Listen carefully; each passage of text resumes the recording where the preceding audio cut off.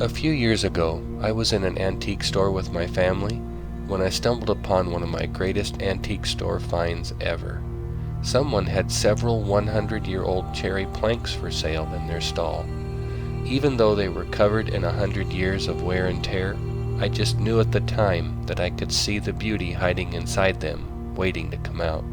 And sure enough, with a light sanding with my angle grinder, I was not disappointed. The beauty of the wood immediately emerged. Once I had sanded away the dark outer covering, I drew guidelines at an angle that pleased me, making sure to draw them in the same direction on the opposite side.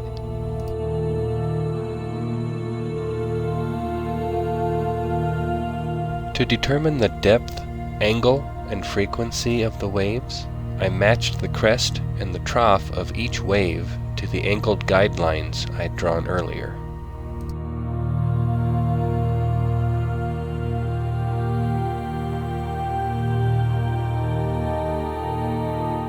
After marking off ½ an inch to serve as the stand for the Cherry Waves piece, I was off to start this project. First up, doing most of the heavy work, was Big Brother, my angle grinder. Although it got quite a workout, it handled the task like a champ.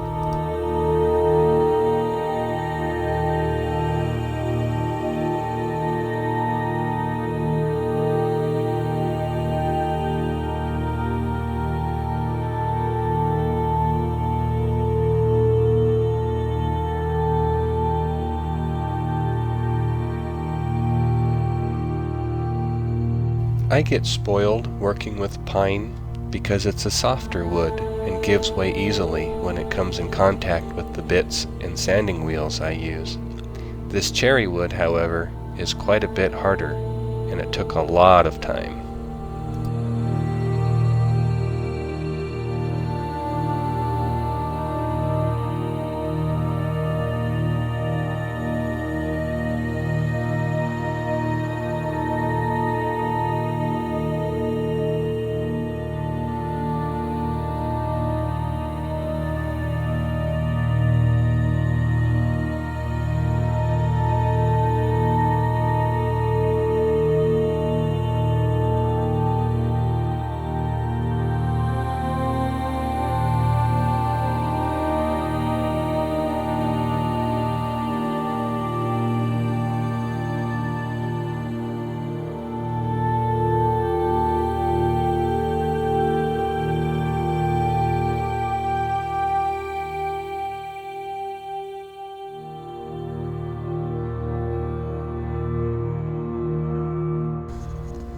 With the angle grinder work finally at an end, it's now time to turn to my motor tool and the grinding burr.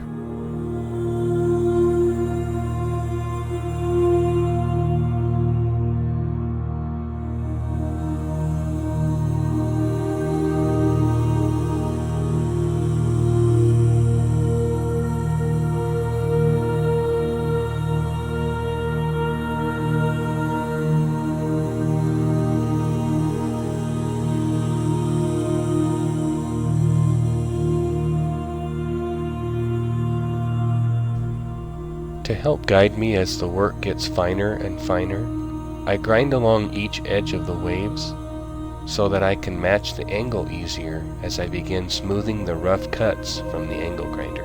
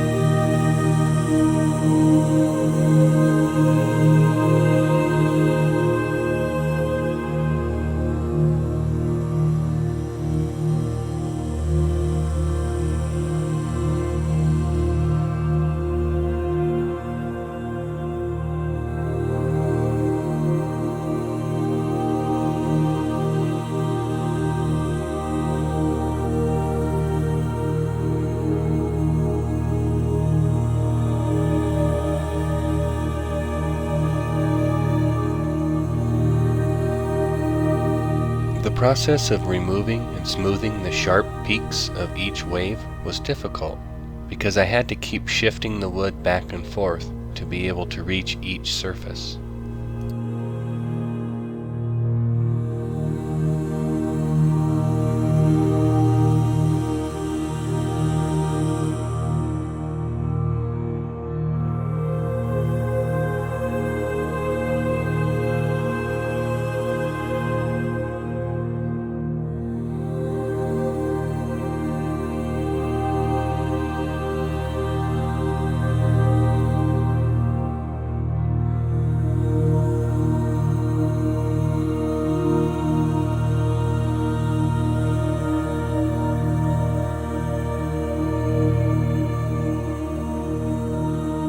Each step of this process required a finer grit.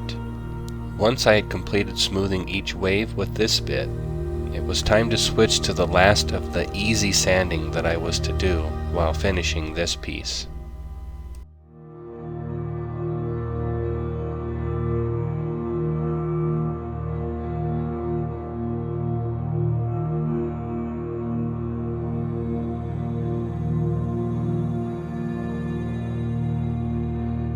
This 30-second montage that I assembled is a mere representation of an estimated 4 to 5 hours of sanding and filing that I did to complete this piece. Since cherry wood is darker and I was going to showcase its beautiful appearance, I needed the surface to be as flawless as I could make it.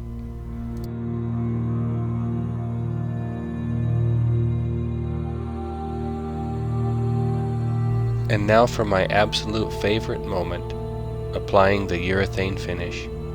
It never fails to amaze me just how much finish makes the beautiful wood grain pop.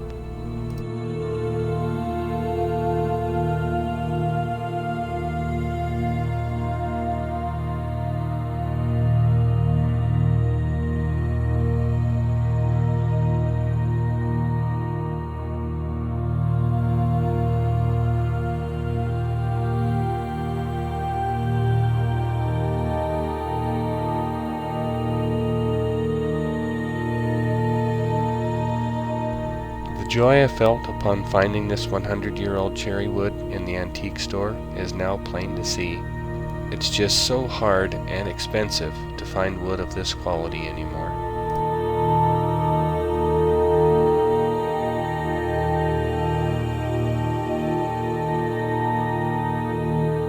I sure am thrilled with how Cherry Waves turned out. I thank you so much for watching. Click on the red subscribe button to subscribe to my YouTube channel to receive updates on future videos of my work.